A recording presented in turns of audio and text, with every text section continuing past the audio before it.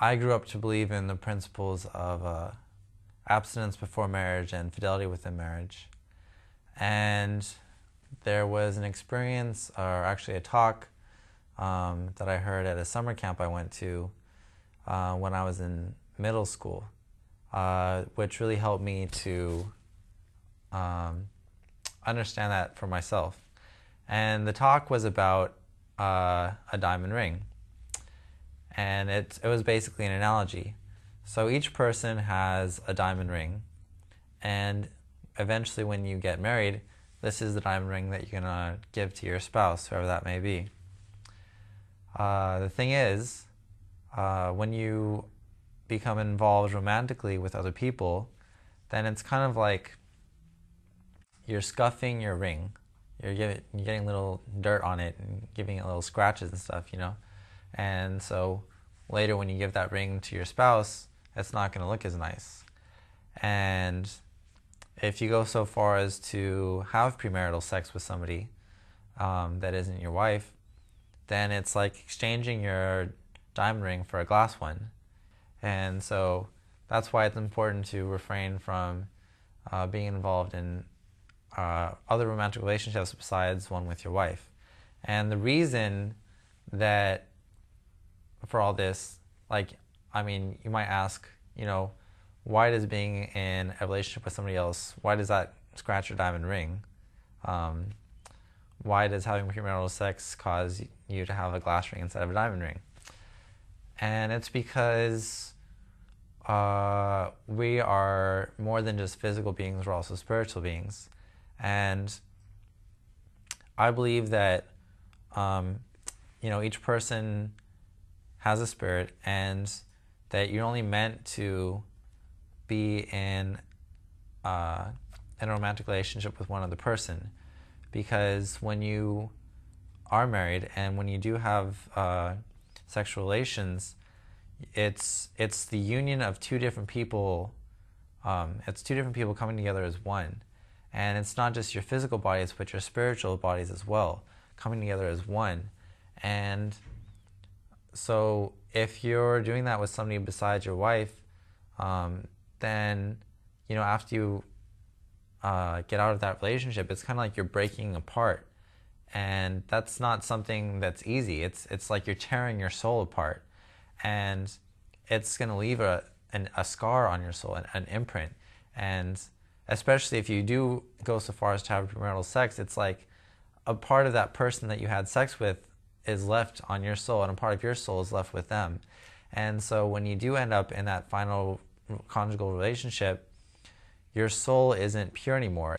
So yeah, that analogy of the diamond ring is one of the things that has helped me to kind of understand why I should follow these standards. What's the difference between romantic love and true love? Well, I feel that true love is something that you build. A lot of people talk about, falling in love.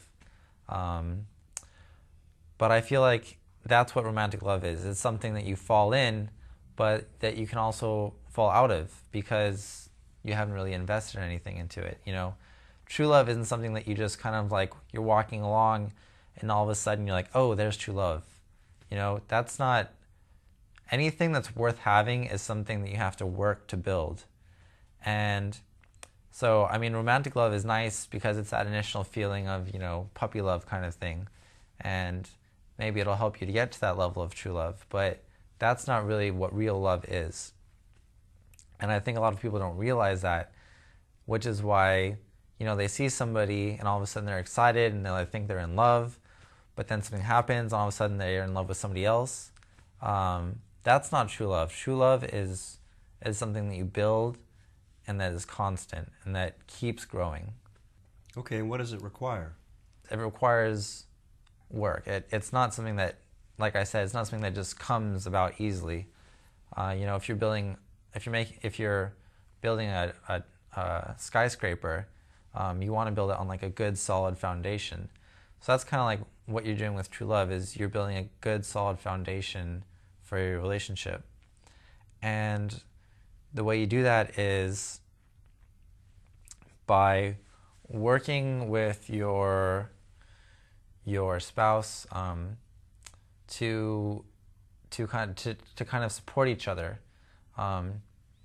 When you enter into a relationship, it's important that you don't go into this kind of love relationship just thinking about your own wants and your own desires, your own, you can't go into it with a selfish attitude, because then as soon as you stop getting what you want, you're going to be tired of it and you want to move on. Instead, what you need to do is go into it with a giving relationship, that you want to live your life for this other person, and that this other person wants to live their life for you. And so by having that give and take of you're constantly giving to this person, they're giving to you, you're working together and you're building that bond. And the more you give to each other, the stronger that bond becomes. And the reason that it's especially important not to have premarital relations is because you also, part of that bond is trusting the other person and trusting yourself. And if you or the other person has had relationships with other people that have broken up or gone awry, then they're going to bring that baggage, and it's going to be harder to trust them because they've already broken up that kind of relationship with somebody else. So I mean, you can still develop that bond, but it's just going to be harder. You're going to have more obstacles to overcome.